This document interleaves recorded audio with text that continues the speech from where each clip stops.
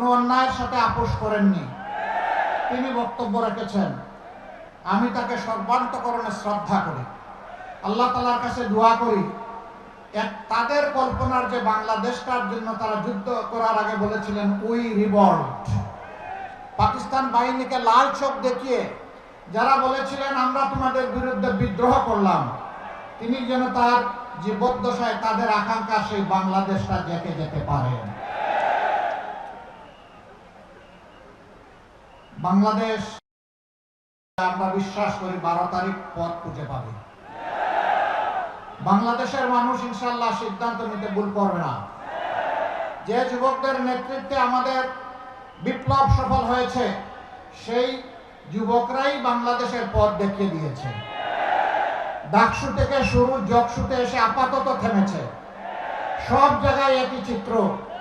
আমরা চাই দালাল মুক্ত বাংলাদেশ, আমরা চাই চাঁদাবাজ মুক্ত বাংলাদেশ, আমরা চাই দুর্নীতিবাজ মুক্ত বাংলাদেশ, আমরা চাই মামলাবাজ মুক্ত বাংলাদেশ, আমরা চাই ব্যাংক ডাকাত মুক্ত বাংলাদেশ, আমরা চাই ঋণ খেলাপি মুক্ত বাংলাদেশ, আমরা একটা মানবিক বাংলাদেশ চাই।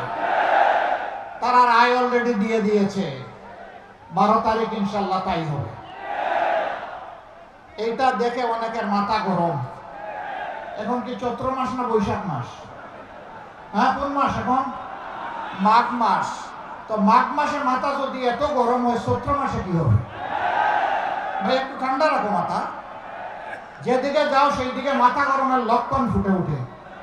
হ্যাঁ, মানুষ যখন হতাশ হয়, মানুষ যখন নিজের ব্যর্থতার গ্লানি চোখের সামনে দেখতে পায়, তখন চোখের মধ্যে সর্ষা ফুল ঘুরতে থাকে।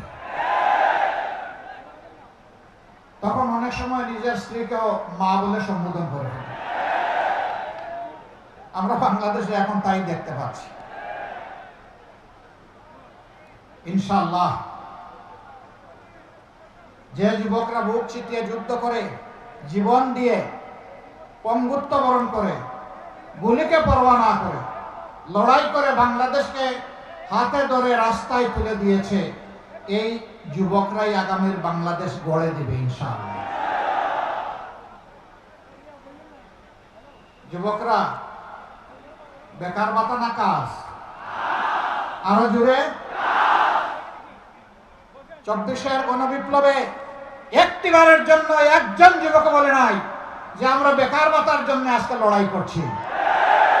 তারা বলেছিল আমাদের মেধা যোগ্যতাকে স্বীকৃতি দিতে হবে, মেধা যোগ্যতা অনুযায়ী আমার হাতে কাজ তুলে দিতে হবে, আমি দেশ গড়ার একজন কারিগর, কর্মচারী, কর্মকর্তা হিসাবে কাজ করতে চাই।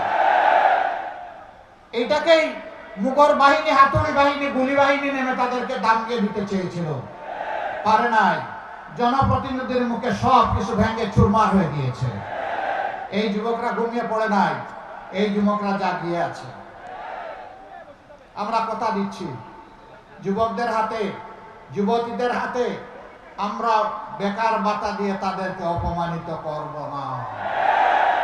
তাদেরকে শিক্ষা প্রশিক্ষণ দিয়ে তাদের হাতে মর্যাদার কাজ তুলে দেব। সেদিন তারাই গড়ে দিবে নতুন বাংলাদেশ, আর গর্ব করে বলবে আমি বাংলাদেশ, এটা আমার বাংলাদেশ। গর্বের সাথে এদিন যুবকরা পরিচয় দিবে ইনশাআল্লাহ।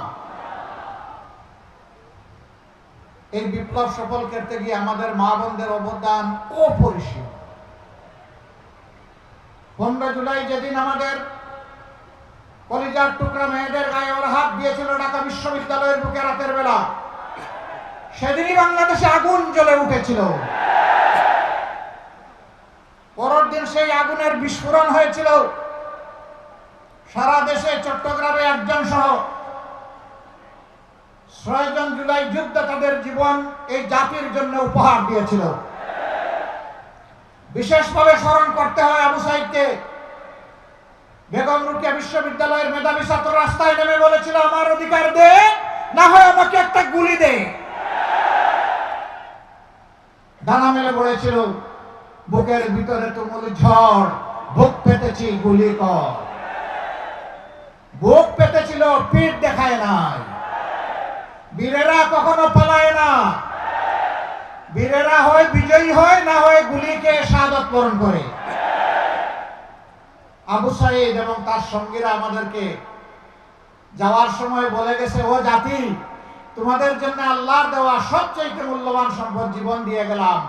আমাদের লাশ তোমাদের কাঁধে, আমাদের রক্ত তোমাদের হাতে। আমাদের লাশের সাথে বেঈমানি করবা না। আমরা যে জাতির মুক্তির জন্য লড়াই করেছি, সেই জাতির মুক্তির পথ দিয়ে হাঁটবা, সুবিধাবাদের পথ দিয়ে হাঁটবা না। রাজনীতির নোংরা রাস্তা দিয়ে আর হাঁটা যাবে না। রাজনীতির পরিষ্কার সদর রাস্তা দিয়ে, হাইওয়ে মোটরওয়ে দিয়ে হাঁটতে হবে। এই নির্দেশনা তারা আমাদেরকে দিয়ে গেছে। আমরা জুলাই শহীদ এবং যোদ্ধাদেরকে কথা দিচ্ছি, ইনশাআল্লাহ আমরা তোমাদের সাথে বেঈমানি করব না। আমরা আমাদের জীবনের বিনিময়ে হলেও তোমাদের জীবনের মতো জীবন দেব, কিন্তু জুলাই কাউকে আমরা দেব না। বলছিলাম মায়েদের কথা। এই যুদ্ধে মারা যেদিন রাস্তায় নেমে এসেছিল, তখনই স্বৈরাচার বুঝতে পেরেছিল আমার আয়ু শেষ। দিশাহারা হয়ে জুলাই মাসের 31 তারিখ তারা সম্পূর্ণ বেআইনিভাবে বাংলাদেশ জামাত সেই ঘোষণা বেআইনি এবং এটার দ্বারা জামাতের উপর জুলুম করা হয়েছে। তিনি সবার আগে ঘোষণা দিয়েছিলেন, আমরা তার কাছে কৃতজ্ঞ এবং ঋণী। এরপরে তার পথ ধরে আরো সবাই বলেছেন, একে একে বিএনপিও বলেছে।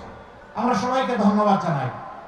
আমার আফসোস, 15.5টি বেদসর আমরা তো সবাই মজলুম ছিলাম। তাহলে কিছু লোক সাথে সাথে আবার 5 আগস্টের পরে জালিম হয়ে গেল কেন? রাস্তাঘাটে, বিভিন্ন স্ট্যান্ডে, দোকানে, মিল, ফ্যাক্টরি, ইন্ডাস্ট্রি, কারখানায়, ঘর বাড়িতে, সব জায়গায় গিয়ে বললো আমি চাঁদাবাজ, আমার অংশ আমাকে দাও, আমার অংশ আমাকে না দিয়ে তুমি কিছু করতে পারবা না। আমরা আল্লাহর উপর ভরসা করে ঘোষণা দিয়েছি 13 তারিখ থেকে ইনশাআল্লাহ আমাদের মহান প্রভু আমাদেরকে একটা নতুন বাংলাদেশ দিবেন। সেই দিন থেকে চাঁদাবাজ যারা, তাদেরকে বলে দেব, ওই কাজের দিন আজকেই শেষ। পরিশুদ্ধ হয়ে ফিরে আসো। তোমাদেরকেও শিক্ষা প্রশিক্ষণ দিয়ে তোমাদের হাতেও মর্যাদার কাজ তুলে দেব। যদি তারা আসে আলহামদুলিল্লাহ, যদি না আসে তাহলে যা করা দরকার তাই করা হবে। আর চাঁদাবাজি করতে দেওয়া, দুর্নীতি আছে, আমরা কোনো অপরাধ দুর্নীতির ভাই লেজ ধরে টানাটানি করবো না, আমরা কান ধরে টান দেবো ইনশাআল্লাহ।